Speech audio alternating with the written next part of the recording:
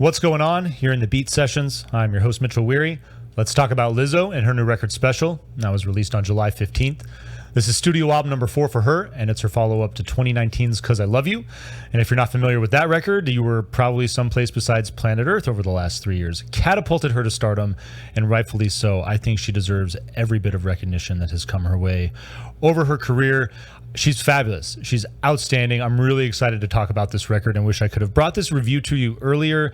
There's a couple of things. I had a Sunday gig. I normally don't do that, so I was spinning records yesterday. That was a lot of fun. So it kept me from the channel, unfortunately. But I've been reading around about this record a lot and just kind of getting people's general thoughts. And it's really interesting the way that some outlets, Rolling Stone in particular, they're such a dumpster fire. I'm just going to pick on them. I don't even care. Such trash. They were like, this is a radical political statement. And they're like, it's also her best work to date, which I agree with too. I definitely think that they're right in that statement. This thing is not a radical political statement, all right? You're not getting System of a Lizzo on this thing or NW Lizzo. This is a record that really has a very optimistic outlook to it. And it's driven by that battle that we all deal with. That battle of developing and maintaining self-esteem and self-confidence. And it's something that all of us struggle with every day. I mean, we have our moments where we find ourselves hitting a stride and doing well, and oftentimes we find ourselves in a rut. And I don't think that it's a part of any person's political agenda. And if you make that about your political agenda, then I think you're an asshole. All right, this review is going to be spicy, like I said.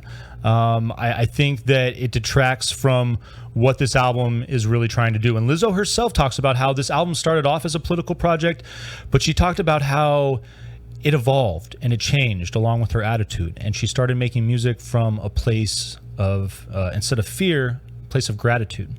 And I think that's really important because I think that that's what everybody really admires and adores about her character. She said that she wrote roughly 190 songs to put together this album.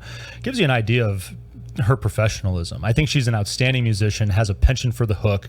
It's that braggadocious wit of hers that I love. I think she's so charming and so funny, and all that balanced together, it just makes for a really fun listen. And knowing that she put together that many songs to give us this effort, she took the time, she took the love and the care to deliver an effort that I think, and this is what I want to get at the main argument, and this is what I think about this record and why I think this record is really special and why I think outlets like Rolling Stone shouldn't make it part of some stupid political agenda, because this is on a universal level. And obviously Lizzo appeals to the ladies, and this thing certainly has that element of girl power, but I think she writes in a way that even men, anybody struggling with their self-confidence can look at something like this and find it admirable. Maybe even, find a way to take that next step, in the right direction. Because what's so great about Lizzo is that she's been really open about all the haters. And that's the thing about haters, is like, haters are going to hate.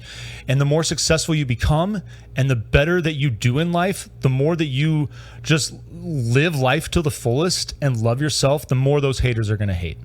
And so it's unfortunate that they're out there. It's unfortunate that anybody has to tolerate anything with regards to the color of their skin or their weight or their sexual orientation or any of that.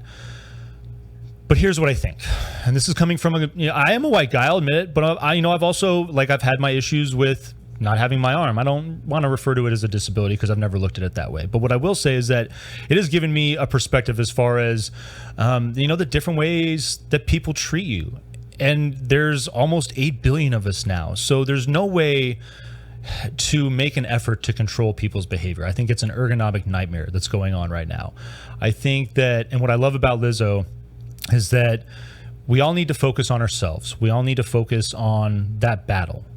Lizzo, what I love about Lizzo is that she talks about those moments where it is tough to maintain that. A guy like David Goggins, whether you like him or not, it doesn't matter. But he says something really poignant in that self-esteem is a motherfucker. Everybody's always going to try to drag you down. And Lizzo is a prime example of someone where I could see a ton of haters wanting to drag her down because she is so positive, because she is so successful. And it's that attitude. I mean, it's that confidence that she as a person, as an individual, has developed and continues to maintain, for better or for worse, on a day-to-day basis, like all of us do. And I think that that's really what this record is about. It's about, identifying that battle isn't easy. I think it's Kobe Bryant too. I can't remember which athlete it is. I think it's Kobe Bryant in an old interview. He talks about getting to that elite level and how, some people are like, oh, you work to get there. It must be nice to just be there. And it's like, no, you have to maintain that. You have to constantly keep working and keep motivating yourself because there's going to be setbacks. And, Kobe Bryant is like a 21-year-old kid, obviously was not satisfied with his game. And as we saw, continued to develop and get better, like all the greats do, no matter what you're doing, no matter what it is that you're doing in life. So that's what I want to say about this record. Screw you, Rolling Stone, you suck. And stop detracting from the true message of things, which is universal. This is a record that everybody in this country reads right now. I would definitely say, especially the ladies. Women obviously are so much more a victim to the corporatism in our country, the marketing and all that we see, just preying on our insecurities. Women are definitely targeted much more than men in our society, but that's not to say that men don't deal with it as well. And so that's what I like about the writing on this record, is that everybody can look at this and get that feeling of that battle, that sense of what it takes, and coming out on the other side, feeling more confident in your abilities as a person and growing from those mistakes and the missteps that you made in life. And that's another important thing. I think we live in a society where people just want to be so judgmental and they're so quick to point a finger instead of allowing you to grow and learn from your mistakes. And that's bullshit. That sucks. Like, anybody who does that, like, you're a garbage human being, in my opinion. I think that, like, if you make frequent mistakes, that's one thing. Like, you can tell when it's just a personality thing, but people are not perfect.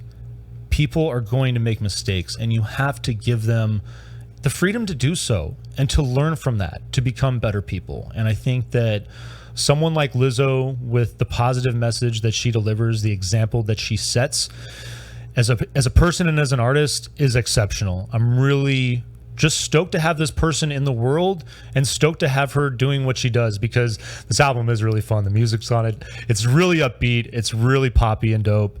Funky. There's definitely a bit of a disco feel on this thing. It opens up with The Sign. I love the intro. You get you get that wit right off the bat. I mean, she comes out screaming and she's just like, what up, motherfucker? Did you miss me? That's how this thing opens up. So I love that wit is right there. She just kicks it in hard and brings it for 37 minutes on 12 really solid tracks. I like the light synth on this track. I like when the beat kicks in. It gives way to this just like light, funky soul feel. It's a fun track.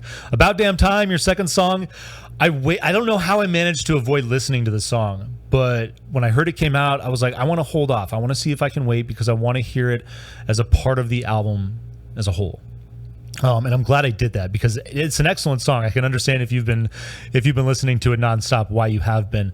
But I love the way that it fits in with the progression of this project. Lizzo made a really nice record here. I mean, there's a lot of fun songs that you're going to hear on the dance floor, but overall, from start to finish, this album has great continuity, and that's what this channel's about. I mean, that's what we're looking at. The woman, she can make some bangers, and she can put together just a solid project on wax. I love this woman.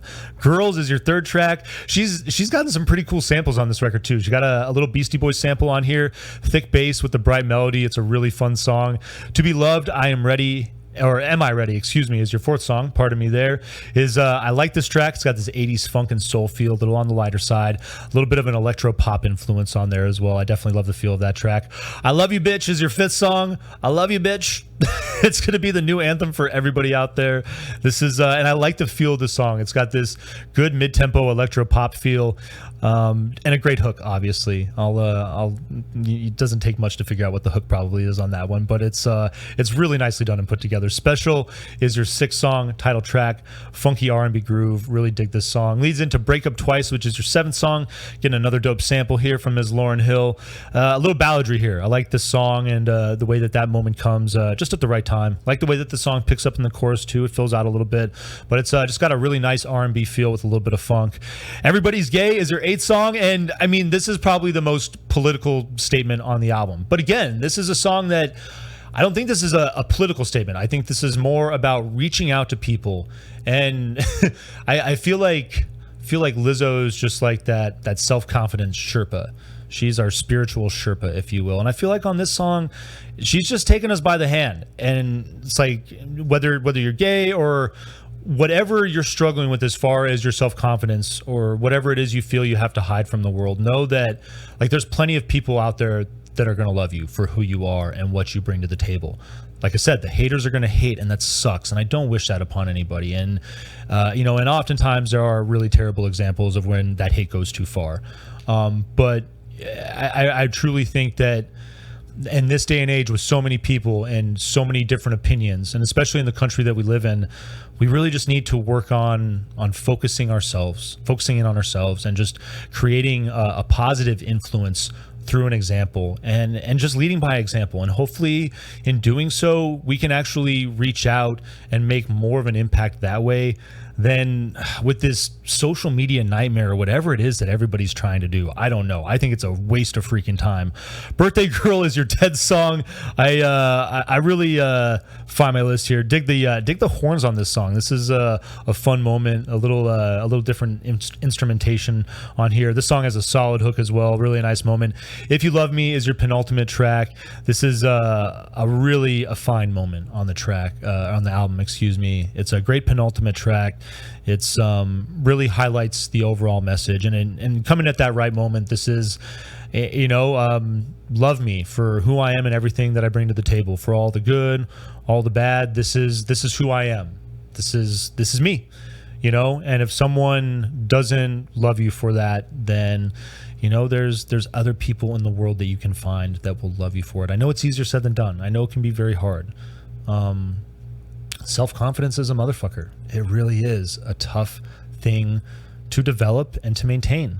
But I love this song, and I love the overall message and the way that we lead into Coldplay, your final track. Groovy closer, sampling Yellow. I really like this song and the feel of it. Coldplay's been had kind of a funny presence this week too on this record. Obviously, when I was talking about Interpol early in the week, I forgot to mention it, but apparently when Carlos D left the band, he was watching Saturday Night Live one night, and John Hamm was hosting, and Coldplay was the musical guest. Apparently, he was watching Coldplay and did not feel inspired the way that Lizzo feels inspired by Coldplay. Apparently, to each their own. Like I said, it's very interesting. But I hope you've enjoyed this little tirade.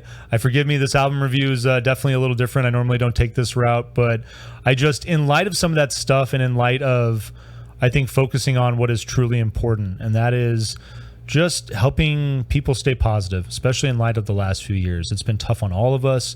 I think that the more that we can minimize negativity and the fear, and coming from a place of gratitude, recognizing that even when it sucks, even when it's frustrating, life is still beautiful. We're still here. And those things that do suck, if you're still here, then you can still do something about them. That's the biggest thing. And I guess that's really all I have to say. And with that, we're going to vinyl please this record. Hope you've enjoyed this review. Hope you find this review helpful as well. Please like this video, share it, subscribe to the channel, do all the things to help me blow this project up in 2022. And stay tuned throughout the week for more album reviews. We will see you next time on the Beat Sessions.